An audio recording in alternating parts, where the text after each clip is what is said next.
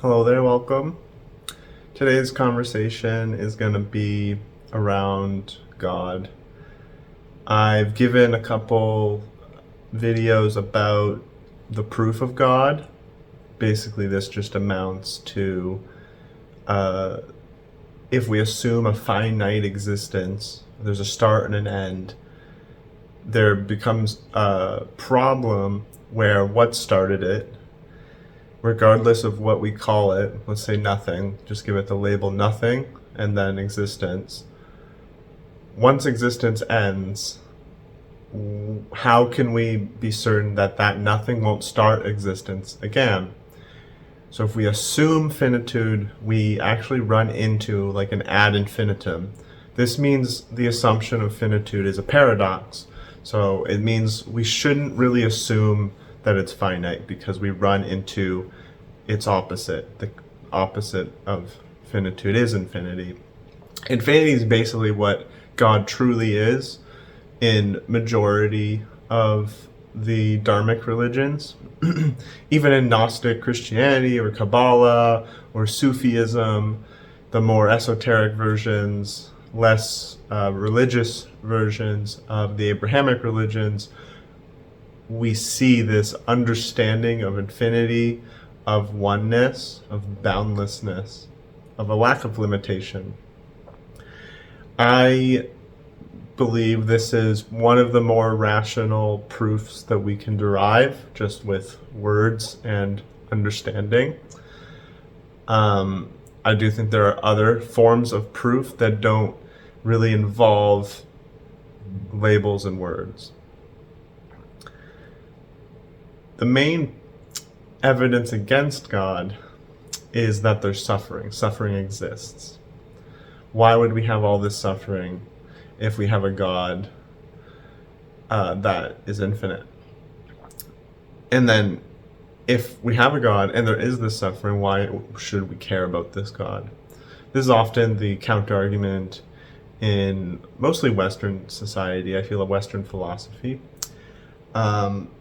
Funny enough, I think suffering is just another data point to prove that God does exist. And that comes with the required ability to detach a bit from suffering, to not take it so personally, and to try and figure out what caused it, what causes suffering. Before we blame some idea of God for suffering, or before we get so worked up about the reality of suffering that instead of figuring out the cause of suffering, we think, oh, there must not be a God. We get philosophical in this sense, which is totally useless overall. I try to figure out what caused the suffering, how can I change it? Other than, other beings inflicting pain upon other beings or exploiting other beings, all suffering comes from our own limitation, believing in limitation, believing in death, believing in pain and no other options. It comes from a style of consciousness that isn't honest about what reality is, what our true self is. I'd say every aspect of suffering, even when someone else is apparently malevolent towards us, is our reaction to it, our trained and learned reaction. Some trained and learned reactions are even beyond this life, not in the sense of past lives, but in the sense of evolutionary adaptations. So we respond with suffering for evolutionary reasons, maybe. Like the reaction to spiders and snakes. It is seen that these might be evolutionary, biologically conditioned responses over many, many, many generations of humans, and then we pass down that DNA. These are just theories at the end of the day, but I think that we can still extrapolate a lot of understanding. So Every moment of suffering comes from believing in separation, forgetting that we are infinite, and that even means forgetting that the perpetrator, the society, the event, whatever happened that we think is causing the suffering, that's actually just us. Not the us that we give a name to and we just limit as a memory or an idea of this person that was born at this date and had these experiences and I'm like this. Not the limited idea of the self, but the true self, which is just existence, God, infinity, all permeating, always present, beginningless and endless. So in this infinite dance, the infinite one, whatever we want to call them, can do anything. They can manicure realities timelessly beyond past, present, and future for an infinite number of beings in an infinite number of ways, not just physical occurrences, but mental, emotional, abstract, psychedelic, ethereal, astral, spiritual, infinite layers of capacity to alter and change and control and create and transform. This includes all the moments we label suffering or pain.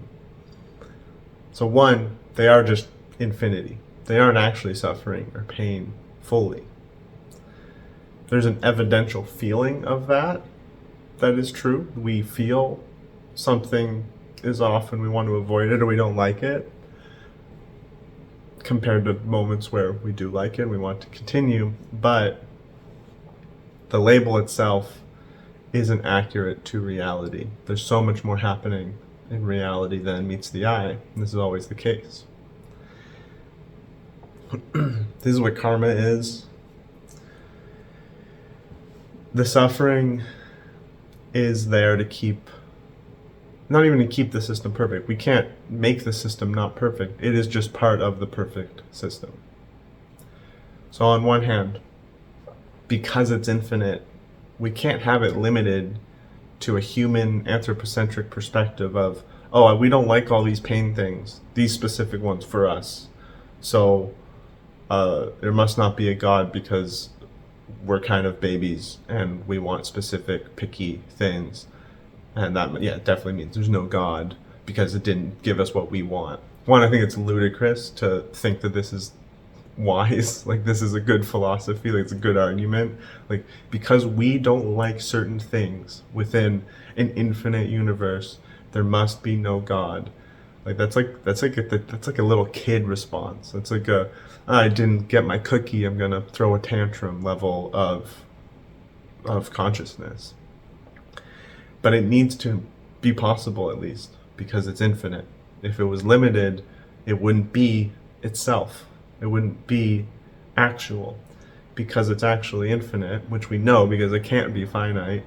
Of course, it has to almost be every awful, atrocious possibility, but also every beautiful, blissful, incredible thing too. Two, when you are infinite, you don't need instant gratification. You don't need to be afraid of death. You don't need to be afraid of temporary occurrences that might be uncomfortable. And that is wide. That's not just for our own life. That is either for many lives coming and going of our own consciousness, our own soul, or what have you. But it's also every society and civilization. It's also every planet, every timeline. The patience level is eternal. So there's a level of acceptance that we can muster because we're infinite, we're boundless. We can tolerate long-term societal patterns of injustice, of suffering. That doesn't mean we're trying to make that happen. It's just within infinity, we know it's temporary. It's a longer temporary relative to like I stub my toe, but we still realize that it's temporary. Another point involved in this is that when you do look at ourselves, when you look at the world, when you look at the fact that there's an immeasurable amount of sentient beings experiencing separation, experiencing not necessarily a false reality, but a type of reality that isn't honest about reality. As if we are only these bodies, we are separate, we are to be selfish, we are to be greedy, we are to be afraid of death, we are to, harm other beings for our desires. All these limited viewpoints, even desire itself is usually almost always limited. It's like, I want this specific reality in this specific shape at this specific time, otherwise I won't be happy, otherwise I won't be satisfied. That's a limit. Even that itself is going against the accurate representation of existence, of God, of our being. But all pain and suffering come from believing in the limitation, come from being attached to the limitation, being habitually engrossed in the limitation. One of the hardest ones to break, which I can't say I have, is the limitation of the body. When the body gets hurt, we experience suffering. We know we can train our being, our mind, our consciousness to not react, to not feel suffering from the pain in the body. Many people do this, often from long-term pain, and they have to. Some from training, like in certain societies where monks and fakirs do things like walk on hot coals and so on. Even people that train their muscles, they have to go through pain in their muscles to make their muscles stronger and larger, and they learn to tolerate the pain, and they get to a point where they're not suffering from the pain. Other limitations are, like I mentioned, fear of death, fear of not having enough, desiring certain things that limit the world, limit ourselves. This isn't the true reality. This isn't the most honest representation of reality.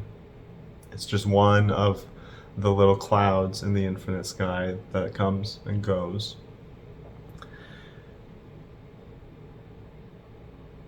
All of our pain comes from not realizing infinity.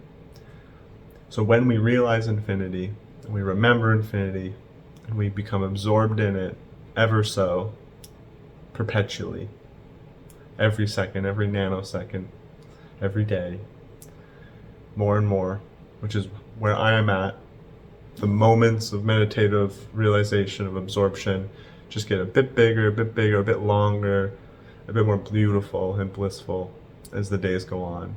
But I'm not fully there. I still get caught up, which is the case for every person I've met on this path.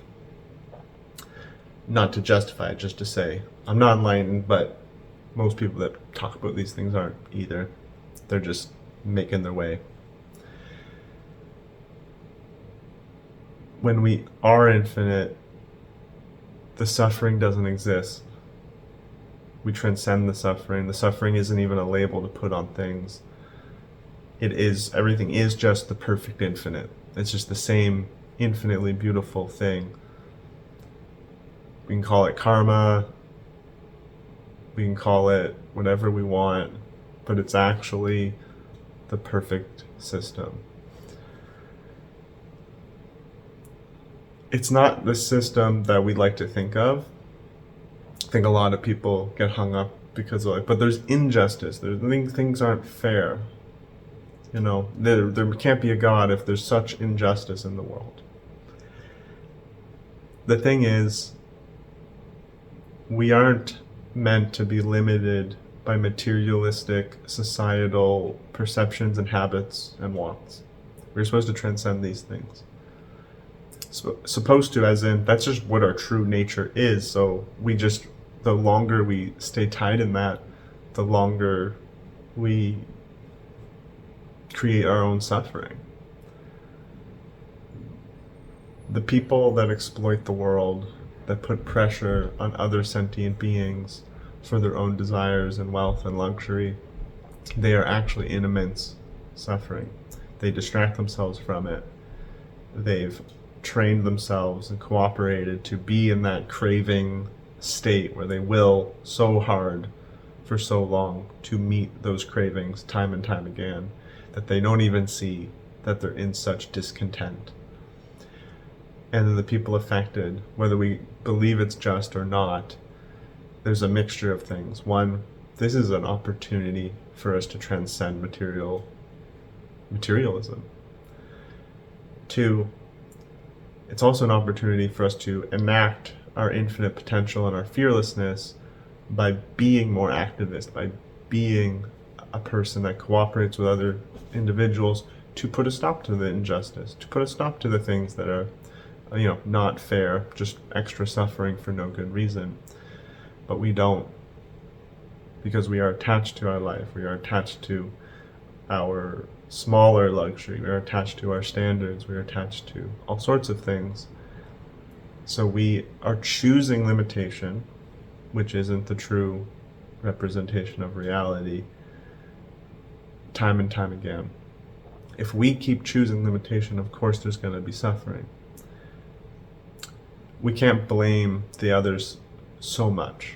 We can't just blame the rich people or, certain groups of people in the world too much, because at the end of the day, we still choose to lay within limitation. We don't like thinking like this because we do have this anthropocentric perspective, and our desires do revolve around a limited, mostly selfish or self-oriented, not to stigmatize, a self-oriented life.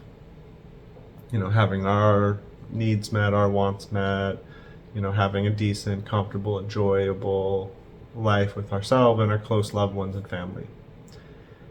But God isn't just about our family. It's not just about our life. It's not even just about our planet or our species. God's the whole thing. Would we really want a God that's only focused on humans and doesn't care about the rest? It's kind of preposterous. But that's how humans think. That's oftentimes what people are arguing. So I argue that no, suffering actually is just extra evidence that there is a God. Because when you look at the cause of suffering, it's because we are believing and engrossed in limitation every time, even if even if it looks like injustice or something evil or unfair, it's still our own being attached to limitation at the end of the day and responding with suffering instead of responding with wisdom and infinity. This isn't to justify any of the atrocities that lots of people do to the world. It's just to help us understand that this isn't enough to discount the infinite Lord. It, in fact, is part of the infinite Lord. And when you see it, it's just as good as the rest of infinity.